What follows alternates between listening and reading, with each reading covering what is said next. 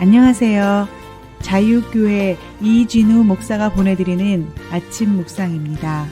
오늘도 예수 그리스도의 향기를 내는 복된 하루가 되시길 바랍니다.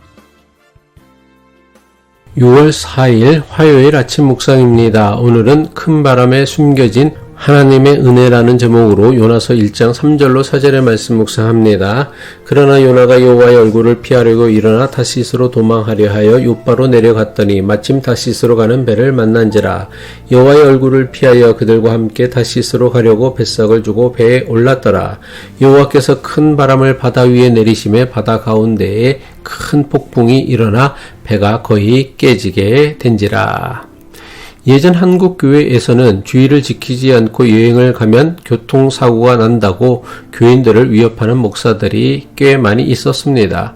11조하지 않으면 암에 걸린다며 하나님의 심판과 저주를 앞세워 교인들을 협박하는 목사들도 있었습니다.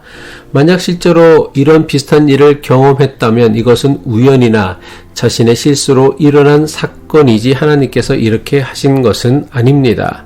하나님에 대해 이런 식으로 함부로 말하는 것은 하나님에 대한 매우 악의적이며 심각한 왜곡입니다.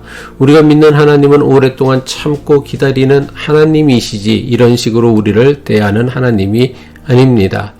예전에는 목사들의 이런 공갈이 그런대로 잘 먹혔습니다. 하지만 요즘은 이런 공갈에 속는 교인들이 별로 없습니다. 하지만 일부 목사들의 노골적인 공갈과 협박보다 더 심각하면서도 교묘한 하나님에 대한 왜곡이 있습니다. 무엇입니까?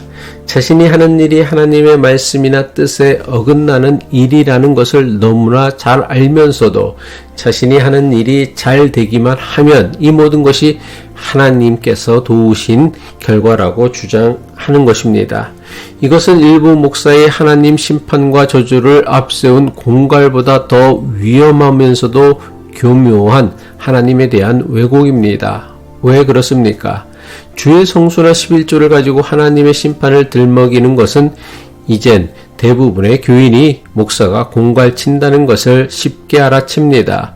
물론 들을 때는 조금은 찜찜하기는 하지만 그렇다고 목사의 공갈에 쉽게 속지는 않습니다.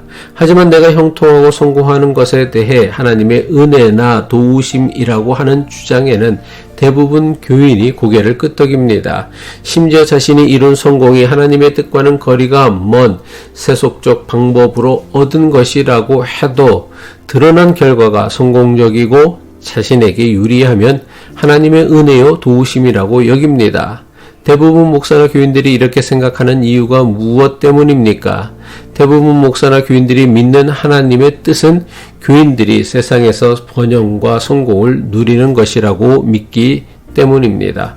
세상에서의 성공과 번영에만 지나치게 집착한 나머지 자신이 하는 일이 성공하거나 승승장구하며 번창하면 그것이 어떤 일이든 상관하지 않고 무조건 하나님의 은혜이고 도우심이라고 믿습니다.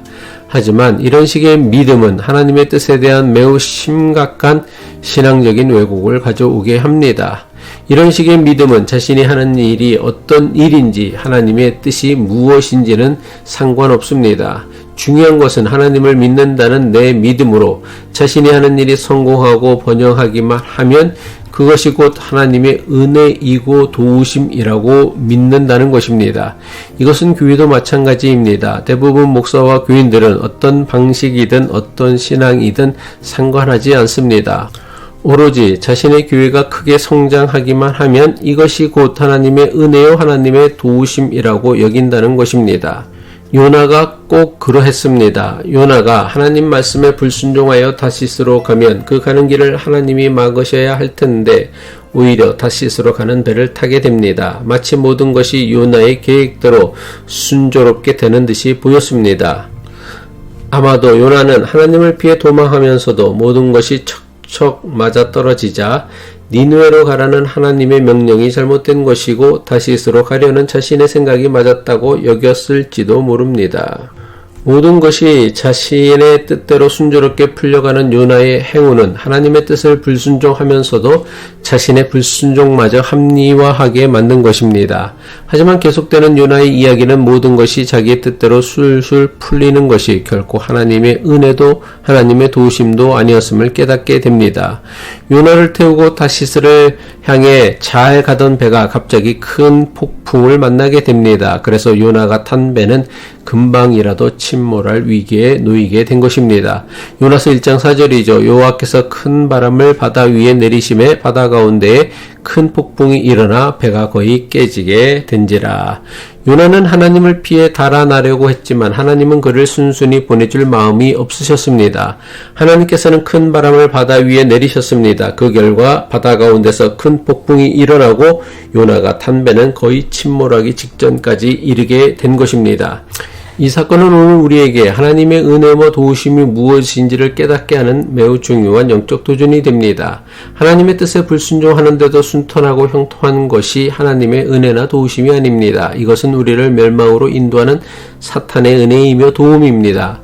반면에 하나님의 진짜 은혜는 하나님을 피해 도망하려고 할 때 만나게 되는 폭풍과 같은 인생의 역경의 순간입니다.